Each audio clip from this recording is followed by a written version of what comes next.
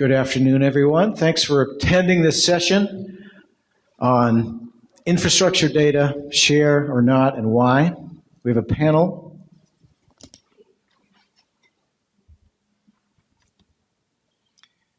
We have a panel today to discuss from the producer point of view and from the consumer point of view, focus today on local government utility data, that's water and sewer and electric. What are the risks? What are the benefits of having access? Risks of access, workarounds, policies, and practices. So our panel today will be Alex Rankin. He's the chair of the North Carolina Geographic Information Coordinating Council, also president of Concord Engineering and Surveying Incorporated. We also have Jason Clodfelter, who's the chair of the Local Government Committee, also GIS manager for Map Forsyth. And we have Dave Williams, who's the GIS coordinator for Charlotte Water. And George Brown, who's the GIS administrator for Alexander County. Let's start off with Alex. I'll just leave it there. All right, thank you, Jeff. And I'm the one that probably raised this issue for the first time working on the private side. This has been a frustration for those of us on the private side trying to access public information on utilities for a number of years. So as an overview, prior to 9/11, many, probably most municipalities with robust GIS programs were busy leveraging the power of GIS tools by incorporating as much municipal information into their database as they could. During this era, municipal employees, real estate analysts, economic developers, engineers, surveyors, taxpayers, transportation planners, expanding or relocating industry consultants, literally anyone with an online connection had unfettered access to information on the municipality's infrastructure assets, usually including, in addition to location, line size, approximate depths, material composition, etc. Following the 2001 terrorist attacks, and in response to direction from the federal government, local governments began to restrict access to utility data available for viewing on GIS. While policies on access varied from local government to local government in 2001 and vary even more markedly in 2019, in many instances, municipalities restrict access to utility infrastructure information available in GIS to a degree that public users find it frustrating, time and money consuming to comply with, and which impose an unnecessary economic cost on the public whose tax dollars paid to collect this information through increasing the cost of professional services, higher expenses associated with lost time, delayed or lost economic development projects, and lost opportunity costs due to delayed transportation projects, among other things. While there may be legitimate security reasons to control access to some infrastructure information concerning electrical generation facilities, water and sewer treatment facilities, command and control facilities, and the like, any security gains from controlling access to distribution facilities is at best illusory. A terrorist who wishes to attack water, sewer, electrical, or communication distribution facilities has no need of GIS information. With few exceptions, every manhole, fire hydrant, gate valve, high tension tower, pole transformer, lift station, standpipe, reservoir, telephone pedestal, and cell tower is visible and plainly obvious to any casual observer simply by driving through a community. And most are clearly visible remotely from publicly available sources like Google Earth. Restricting GIS access to this information is analogous to NCDOT concluding it would be wise to cease publishing roadmaps because a terrorist might use them to discover the location of a bridge to blow up. In areas where GIS utility information is restricted, one of the consequences could be that economic recruitment and development efforts may fail to occur at all, because nowadays it begins with a deep dive online search by industry and their consultants to identify prospects before they ever leave their headquarters to start site visits. And if the information on utility availability and capacity isn't there online in the GIS system, the industry may assume that it's because infrastructure doesn't exist. Likewise, engineers and surveyors assisting clients who are considering multiple properties for development and who are doing high-level assessments in a compressed time frame will gravitate to locations where the water and sewer line location, size, and material information is readily available in the GIS system because it makes the analysis process much faster, easier, and less costly for the client. In nearly every instance, restricting utility infrastructure data access provides no additional security for the municipality and comes at a cost of lost economic opportunity for the taxpayers who paid for the system.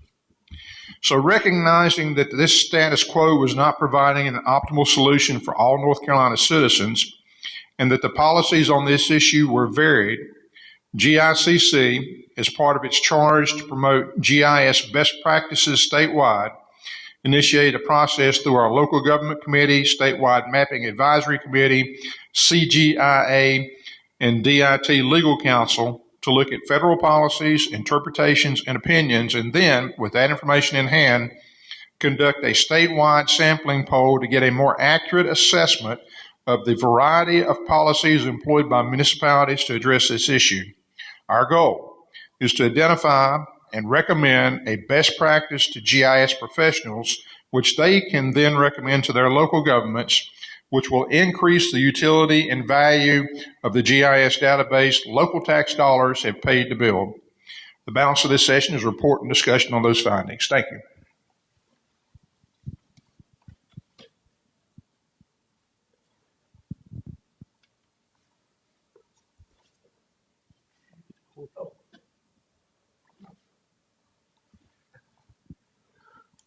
So while Jeff is getting this changed, again, I'm Jason Clodfelter, local government committee chair, and also GIS coordinator here in Map Forsyth, which is City County GIS for Winston-Salem and Forsyth County. So I'm glad for you guys to be here. The committee put together a survey back in the end of October, first part of November, to send out. Thank you. To send out across the state to try and ascertain as much information as we could from the local governments about the geospatial representation or the GIS data that we have that's available, and then also try to learn more about its public availability and that type of thing. So in no way is this a scientific survey and that kind of thing, but rather just trying to gather some information. Let's see, I kind of hit on those purposes. What we did, we sent the survey out via various listservs that you see on the screen there. Of course, the NCGIS, NCLGISA, NCPMA, the American Public Works Association, North Carolina chapter, and to the North Carolina managers, just trying to get as much information as we could. The survey was open for about a month and a half to receive responses, to which we received a total of 63. And kind of here's the breakdown of the municipalities that responded versus county and then regional organizations as well. So for the municipalities, here are some of the questions. Basically, looking to see, does your municipality own or operate an electric utility? Do you distribute geospatial data to the public? And do you have a written policy for data distribution? And you'll kind of see a little bit of pattern as we go, but the large majority of the municipalities that responded do own and operate utilities and do not distribute information to the public. And the majority of the ones that responded do not have a policy regarding this. For the counties that responded, we're asking, is there a jurisdiction or municipality in your jurisdiction that owns and operates an electric utility? We had 30% that said yes. Are you able to obtain representation of that data? About a quarter of those that responded said no. And then we asked, are you able to obtain any part of the electric utility? It's a small section that would be used just for county purposes only. And again, we had a decent amount, almost a third, that responded no to that as well. So moved on to ask about public water. Again, looking, do you have GIS data that represent the following? You see service areas, distribution pipes, plant locations, pump stations, hydrants. As you can see, the majority of those are all about 70% or more, with the exception of the plant locations. And then, are these available for public download? Overwhelmingly, no, they are not. Are they available by request only? And then there's about a little over half of those that said yes. And the one that's interesting to me as well is do you distribute this information outside of your county? Meaning, again, to the private sector and that type of thing. And not quite a half said no to that as well. But then the number at the bottom, this is the procedure that we're doing. This is the policy that we have in place, but we don't have an actual written policy that we're going by. If you look at public sewer, it's a similar story. The majority of folks do have GIS representation of their sewer infrastructure, the majority of which do not allow for public download. And again, down at the bottom, do you have a written policy regarding this? 85% that responded, no, we do not. And then for everybody, we just ask, do you have a formal data sharing agreement with internal or external entities regarding any of your utility information? And again, overwhelmingly, the answer was no, it did not, at least at the current time. So we provided an opportunity for folks to provide comments on here as well. Not everyone did, not all of the 63. Matter of fact, it was a relatively small number that actually left any type of comments. But we've kind of highlighted what we saw as far as the comments that did come back, as far as the arguments, whether you do provide the data to the public or you do not. It kind of falls into these two camps.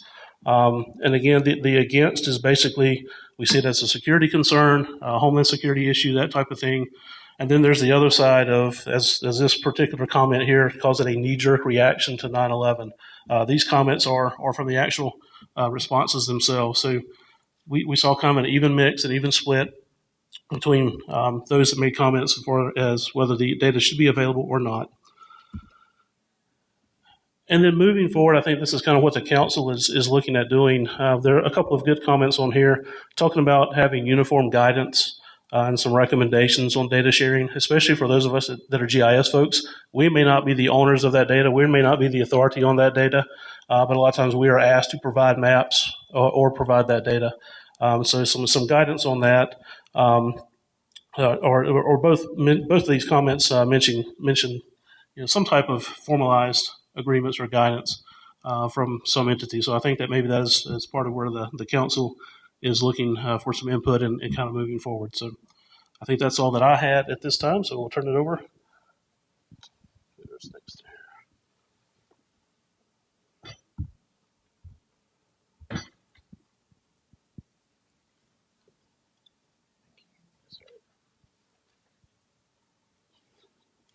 So I'm Dave Williams. I am the GIS coordinator for Charlotte Water, and I'm going to walk you through kind of some of our policies and how we handle data requests. Hopefully, Jeff here isn't going to tackle me halfway through my presentation.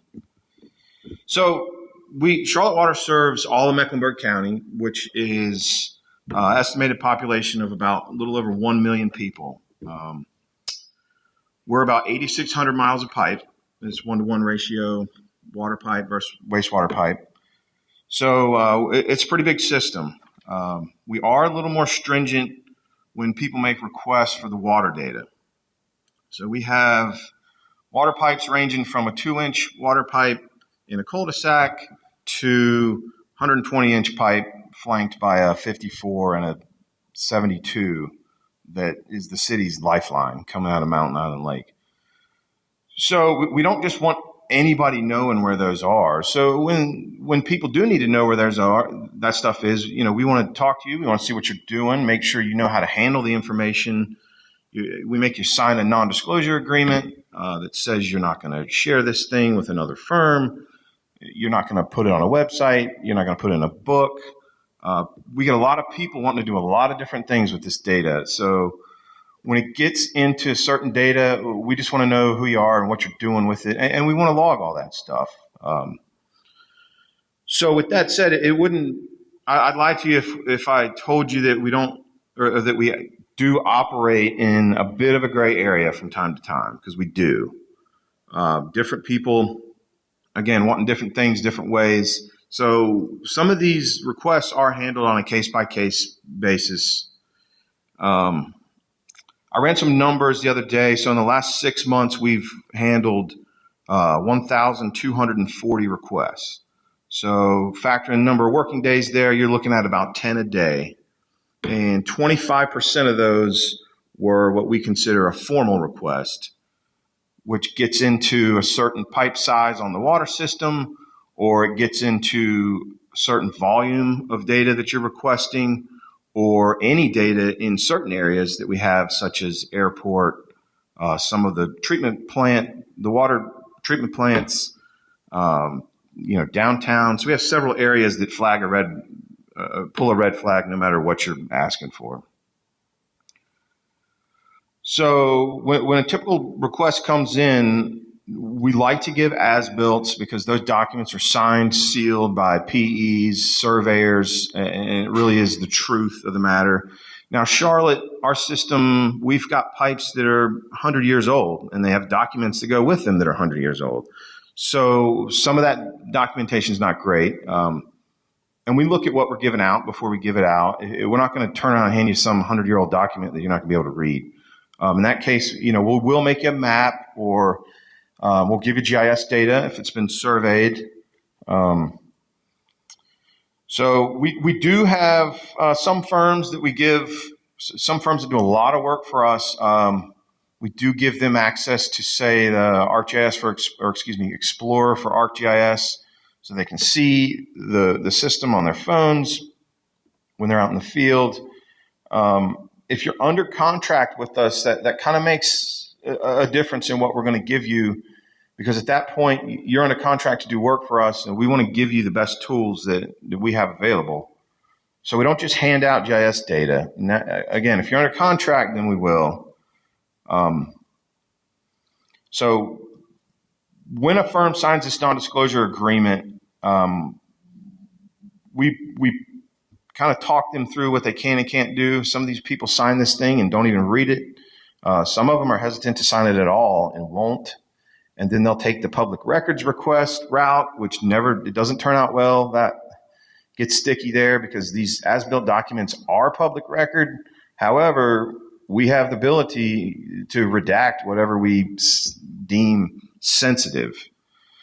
So if somebody comes to us and wants a 54-inch water main that feeds downtown and we don't want to give it to them because they don't want to sign it, they'll go public records request, and we try to walk them through at that point.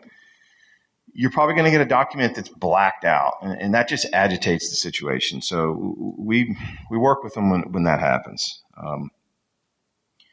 It's our job when we get these requests to trim the data requests back to what they really need and what they don't. A lot of times they request way more information than they need.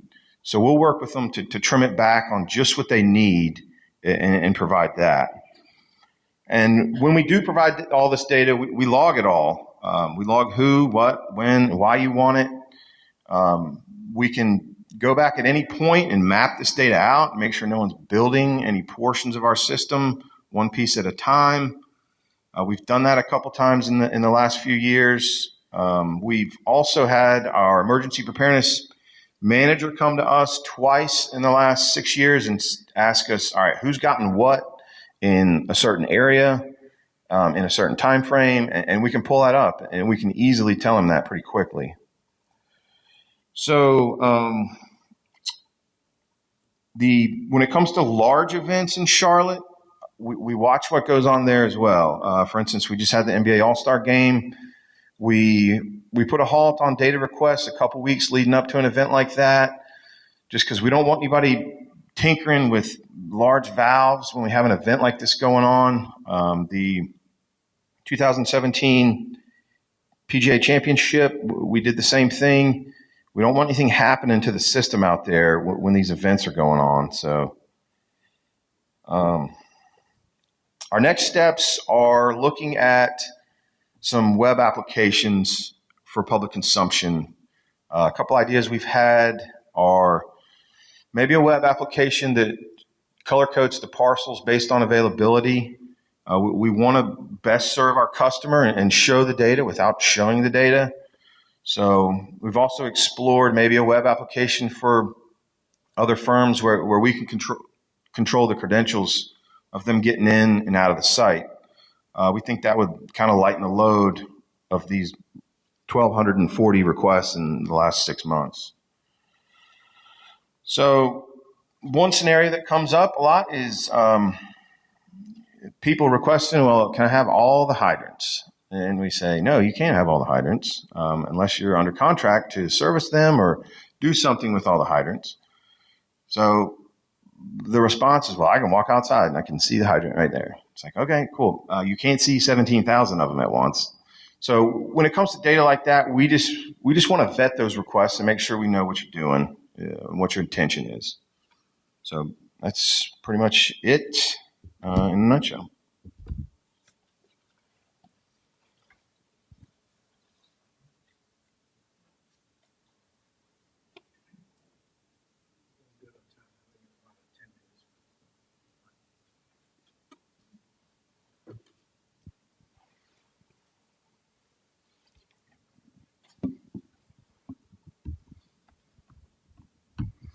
Okay, I'm George Brown. I'm GIS Administrator for Alexander County, and I'm going to give you kind of a little review on, there we go, on what we do with the data and how we let it out. As was said before 9/11, it was fairly easy to get the data. Our initial data set was put together by a firm that was out of state.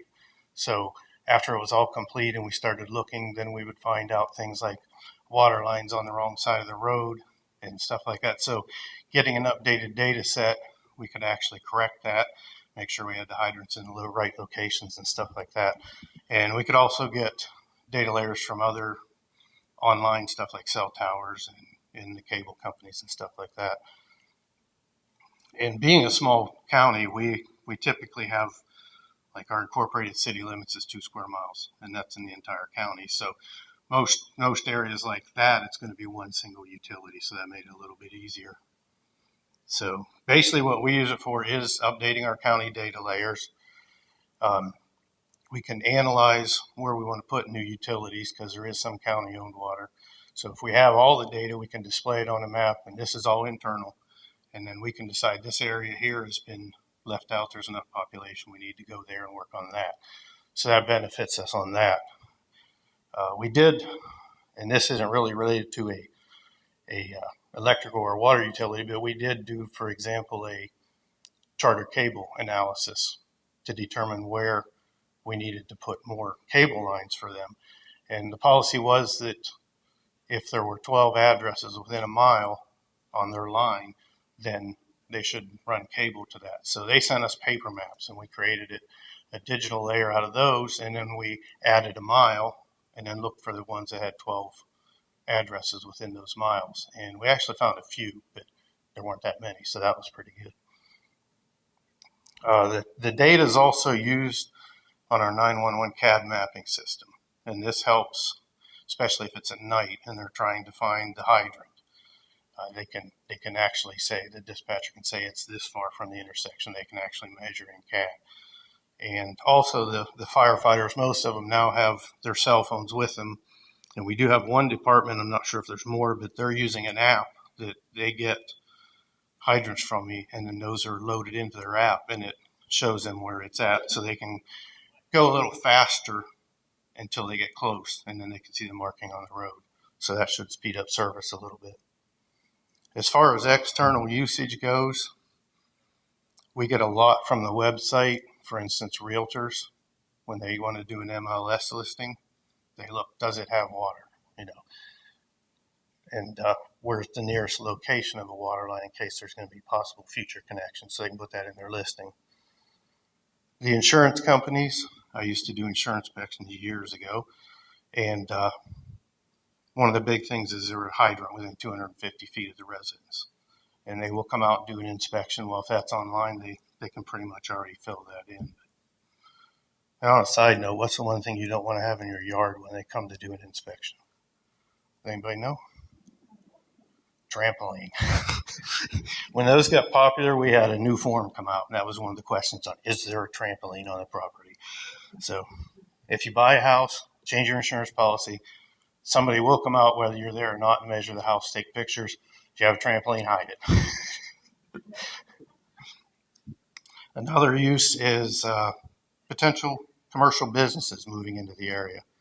They need to know, depending on what size factory, is there a 12-inch water line? Is there a sewer line? Some require that. Same with residents. They want to know, some people don't want a well. They want to be able to have water if the power goes out. So they want to know, is there city water available, even if it's not a hookup at the place? And as far as the attributes on the data that goes out to the public on the website is just visual only. It's a point layer and a line layer. And basically all you get with the water line is the diameter. All you get with the hydrants is a fire department hydrant number. So, we don't put out the flow rates. We don't put out the inspection dates, when it was installed, manufactured, none of that stuff. It just goes out as a simplified layer. And I'll give you a quick example of why it helps us to have the utility data. We put in fiber optic lines, and this was probably, 15, 20 years ago, something like that. And we ran it from the administration building all the way through town to the courthouse. And at the courthouse, it had to cross the street from the tax office to the courthouse. And so we put that in. Everything was fine. I do the 811 locate, so we located probably every line in the county 50 times a year. And so the town one year, this was about 10 years ago, I guess, they got a grant to have somebody come in and run cameras through all the sewer lines and hunt for tree root encroachments, and then they would be drilled out. Well, they came to the county with a picture. Between the courthouse and the tax office, the camera shows the sewer line, and coming in the left side and going out the side is a fiber optic conduit line. They went right through the sewer pipe. So basically we solved that by just reboring and going deeper. But if we had known what the depth was on that, it would have helped a lot. So basically, in conclusion, it's easy to see both sides of it. There is security risks, but there is so many benefits that save so many calls to different offices because they can't answer a question about their data. So, and that's all I've got. Thanks.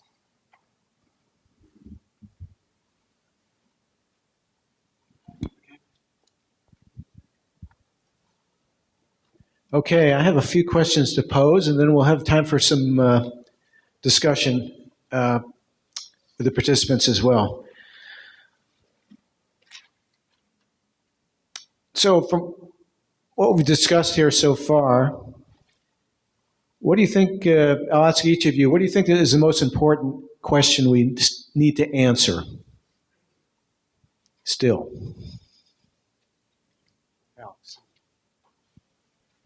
Well, it's to me, it's a cost-benefit relationship. What is the benefit of keeping the data where it's very hard to access, and what is the cost of that same action? So, like when Dave was talking, I certainly would not think that, other than the possibility of conflict in design, that there's any need for the supply coming from Mountain Island Lake to be public knowledge.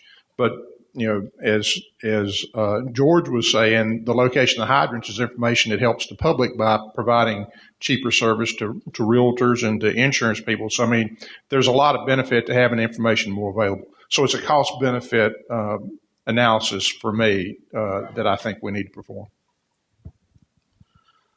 and at risk of doing extra work and data duplication for those of us in the GIS side of things and those that are maintaining the data, is there a way that a compromise can be reached? Is there a way that we can maintain the data in a secure environment and push out, to some degree, what George was alluding to push out kind of the less risky, if you will, information, to at least get some of the basic information out to those that need it. The fire departments need it quickly. I worked in economic development for about 4 years. If you're not able to provide the information that those site location analysts are looking for, and that those major corporations are looking for in the very short period of time they have to give to you, you're off the list or on to the next one. I mean, that's just the way it is. So, I think that would like to look for ways of being able to maintain the data in one location and be able to serve it up in a couple different formats that would be hopefully that would meet all the needs. So, kind of piggybacking on both of those answers, I think the question is where we meet in the middle with protecting the data, but letting the people that have access or want access to it have access at the speed they want access to. Charlotte Water, we turn our data requests around that same day or the next day. I know all counties aren't that way, but yeah, I think it's where do we meet in the middle in protecting the data and the utility side, knowing that the people that have that data know what they can and can't do with it. So just an open web app, I mean, I don't know that works, but a completely closed off system where it's going to take you a week to get it, that wouldn't work either. So it's where do we meet in the middle there? Yeah, I think we're all on the same page on that. It's just, what do we do to make everybody's job easier and make the results quicker to obtain? And that's pretty much, I think, what it's boiling down to.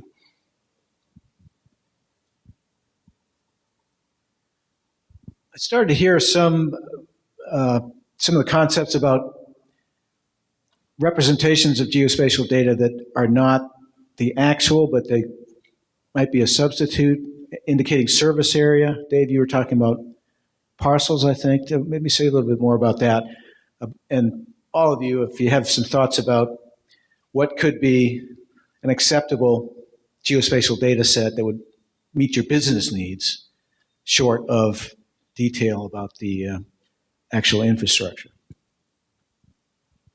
So as I said earlier, that we've kicked around some ideas of how can we show the data without showing the data. It's a lot of our requests come from people just wanting to know if the water or the sewer is present there. Land brokers, land developers, surveyors just want to know if this parcel has access to water or sewer. And so we've kicked around several ideas. One we've landed on, we think we're going to pilot internally just to see what it looks like, would be a web application that shows the parcels in our county color-coded based on availability. So you have a blue parcel if it's got water within, say, 100 feet, red if it's got sewer within 100 feet, maybe purple or something if it's got both.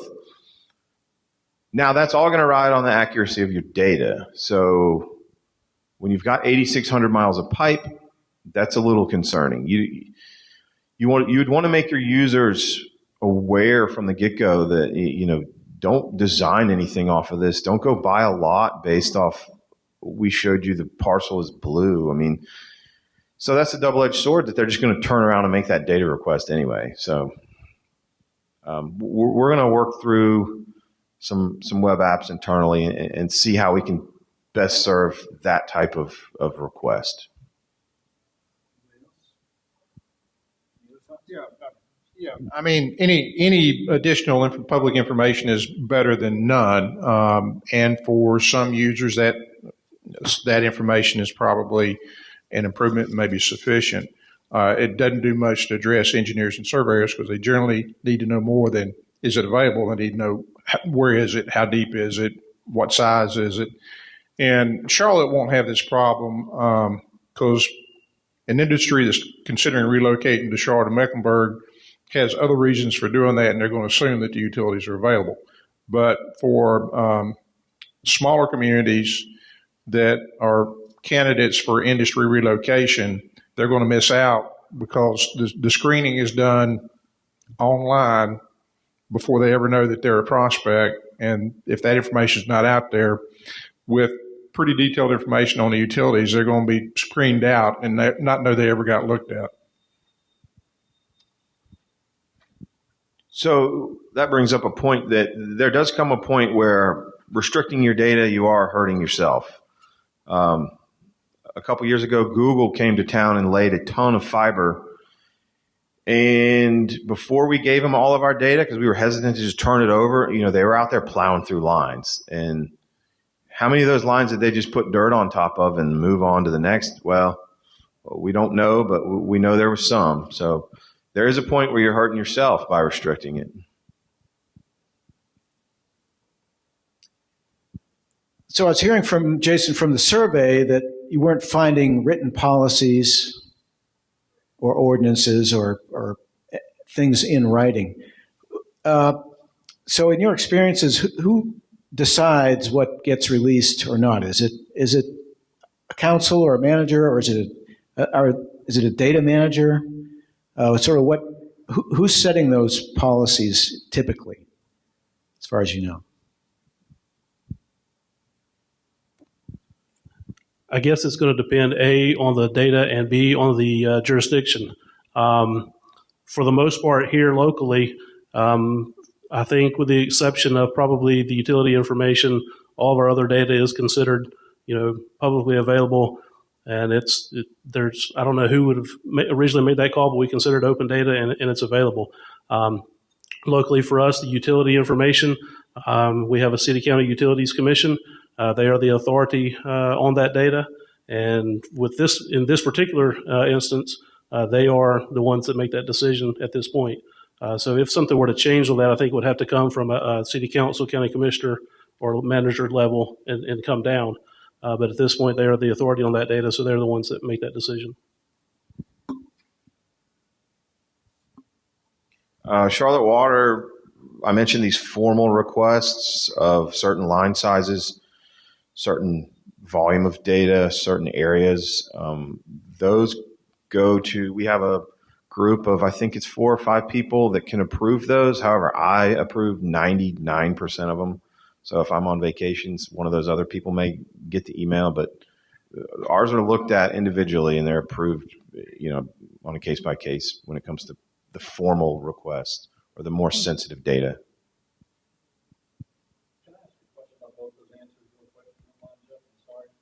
Yeah, I think we have to. Should we go to some questions? Sure. And I came in kind of late, and I work in the utility area too for a city that has utilities for water and sewer and electric as well. And we have the same kind of process in place for what you're calling sort of ad hoc requests. But what about the whole NC1 call process? We just went through a whole system. So we're giving our data away anyway through this NC1 call thing. To the 811 one call. And that, I know that doesn't go through the formal process. Like if we have a developer come in and make a request for our utility data, it'll go through that process. But somebody could do the same thing through an NC1 call survey design request ticket now, and that's not going through that thing. So Any thoughts? that's one issue that came up in our world. Yeah. Any thoughts on that, George? On what data are you sending them? Water, sewer, electric. Okay. I mean, it's Okay. the same thing where locators will go out and locate. The request that's coming through the NC1 call system now, and you guys are familiar with that system, I'm sure. I assume, just like everybody else, we got the message recently about them implementing those new member codes specifically for survey design requests, that we're responding to those now with the maps of our data. Okay, that's different than our level then, because ours is we basically send them polygons and say we have it in this area, and then whenever call comes in, it's generated from that polygon, but it doesn't show where it's at, and then we go out and locate it on the pavement. But we're not actually sending them the fiber lines or anything, so that may be a little different than what you're doing. Who could explain 811 for those who don't know? George. 811 is a system that was put in place to prevent cutting of any type of underground utilities that you weren't aware of. For instance, anytime the town has a water break, they call 811, and like I was explaining, we have polygons in their system that if that address falls within that polygon, we get a notice. Then we have to go out and we have to mark the pavement. We have to show where it's at, mark it as fiber optic cable, and depending on what they're doing, we can mark a depth.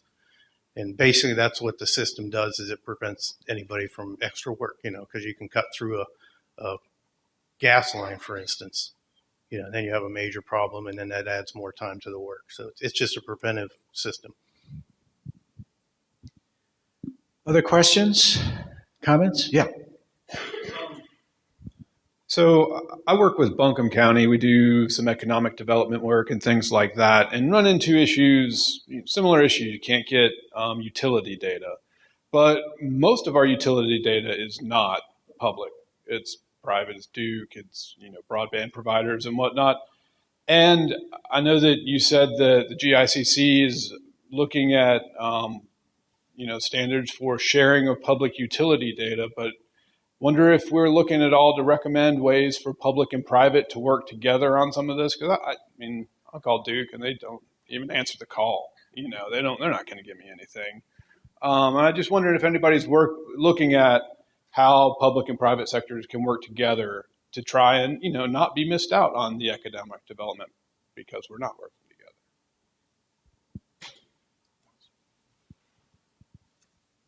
That's a good point, and that's something that we certainly could add to our list of things that we're looking at. You're entirely right. There's a lot of private resources out there that gas company, for instance, that you have to request that directly from them. It's not on any GIS database anywhere, but it is an important utility. It's important for industry, and it's important for the people that are locating and installing other utilities that know where it is. It's a good point. Yeah, and today a lot of what we're talking about is specific for local government, utility information. The SMAC is going to be looking into the private sector piece. But from a little bit of experience I had when I was in economic development in Davidson County, just south of here, we had the fun of dealing with multiple utility providers. So we had Duke Power, Duke Energy in certain areas. And then we had electricities, so the city of Lexington, those type of things. So we had multiple people. And the problem there was, who do we contact to try to get any information? Because it could be any number of entities. This sounds cliche, but what it came down to a lot for us was that communication and building relationships. From that end, it was a little bit easier because instead of working with GIS folks, I was working with their economic development folks at Duke. And within the city, electricities and things like that, they understood the need. They may not give me all the stuff carte blanche, but they would give me enough of what we needed for those particular sites that we may have folks interested in. So the collaboration, communication type thing. And again, it was a little bit different perspective because not from the GIS side, but from the economic development side. So I do think something that may aid that effort would be security standards around private utilities and public utilities sharing data, because no one wants to give their data up, send it in an email to johndoe@gmail.com. It's no one wants to give their data up because they don't know where it's going. So maybe some type of central security standards would help that. The internet was developed to share information, not to safeguard it. So that's where we struggle with it sometimes is, well, we want to use these cool services that leverage an Amazon cloud, and security's like, no way, dude. So yeah, some type of security standards may help that effort. Yes.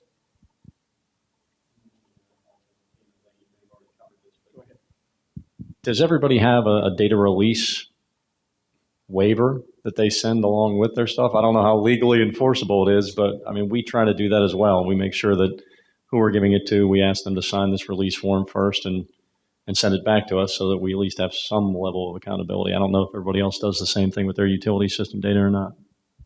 This is Ray from the city of Gastonia, by the way. Okay. Well, so a little bit of the stuff that I went over a little bit earlier, the survey that the local government committee sent out asked for some of that information.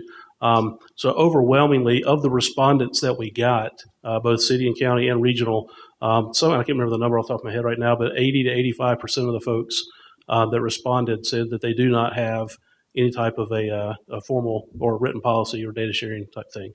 I don't know off the top of my head if Gastonia responded or not, but. So Charlotte Water does. We revised it a couple years ago because our old one was 3 pages long that made no sense. No one read it. So we do require a non-disclosure agreement that tells them, they can't put it in a book, they can't put it online, they can't share it, some other things. And we do like to get the request, a written request from them in an email of them asking for the data. The only hole there is when somebody walks in downstairs to our customer service. We don't want to turn them away and tell them, hey, go back to your office and send us an email. So we do give them what they want there. And we give them a piece of paper to take with them that outlines what they just signed, because a lot of people sign it and they're down the road. They don't care what that thing said. So at least they take something to, wad up and throw in the back of the truck with them. I guess my point was to add what you were saying is it's just another mechanism that maybe some members need to come up with more of a standard type of security. Yeah, I think that's a great idea. So we're talking about ways of reducing risk in data distribution. Question still in my mind is, what is the level of risk across the state? Does it vary from place to place? Dave, you mentioned having big events in Charlotte where there's lots of people.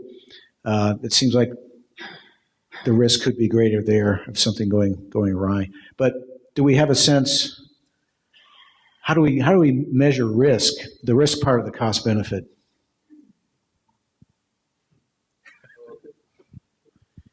You can sit around and think up horrible scenarios all day long. I guess that's kind of why we protect the data. So where do we draw that line? Is that the same question here?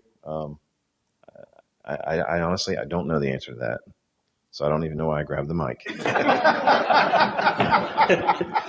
Well, and from some of the responses that we got back on the survey, I think it's almost that level of risk is almost as different as everyone's opinion. And whoever the manager is, whether it be the GIS manager, public works manager, or whomever, whatever level of risk they have, or if their opinion of the return on investment outweighs that risk. And again, from local governments, at least the ones that we've seen and the ones that I'm familiar with, it widely varies. Sure. Again, like in my opening comments, to my casual, unsophisticated, non-analytical assessment, there is very little risk to distributing the distribution system data. I would certainly agree that the main coming from, in Charlotte's example, from Mountain Island Lake to the treatment plant, somebody interrupt that main, well, then the entire city of Charlotte's out of water. Well, that's a high level of risk.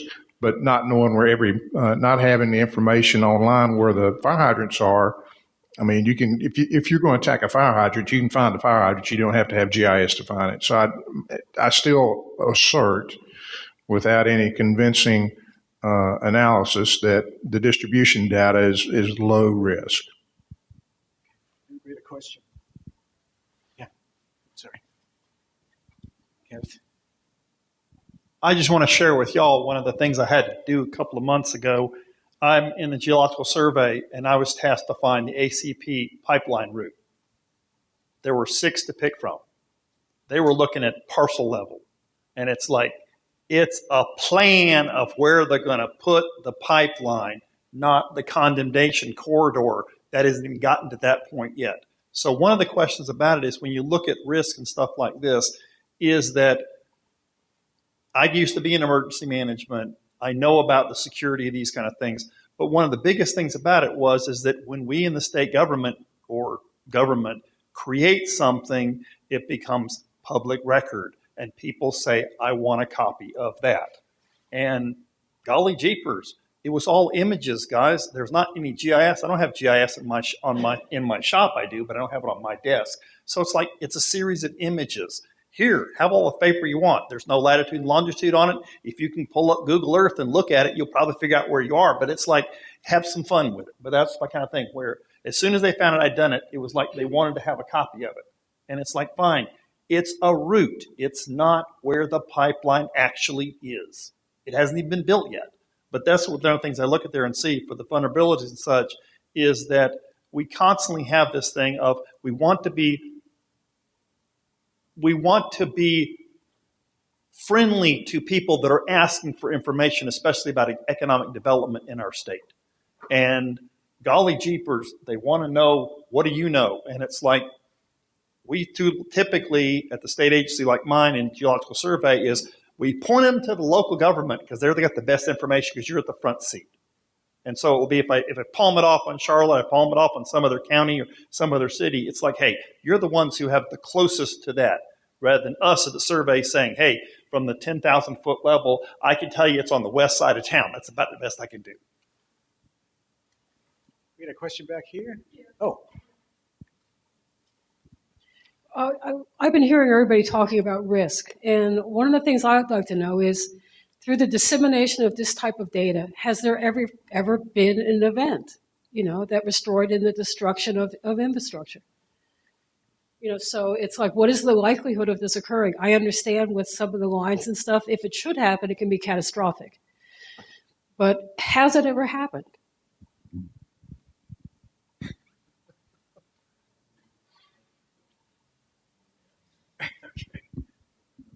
It's a good point.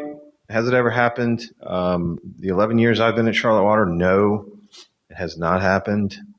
But it's going to take that one time for it to happen.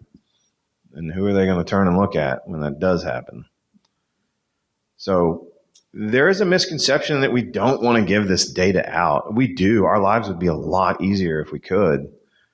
But we've got to safeguard the system and our customers at the same time. When you turn that tap on, you want clean, potable water to come out of it. So we do the best of walking the line of providing the data and securing it at the same time. Okay, we're out of time. Look for these gentlemen during the rest of the conference if you want to continue the conversation. George Brown, Dave Williams, Jason Clodfelter, and Alex Rankin. Thank you so much.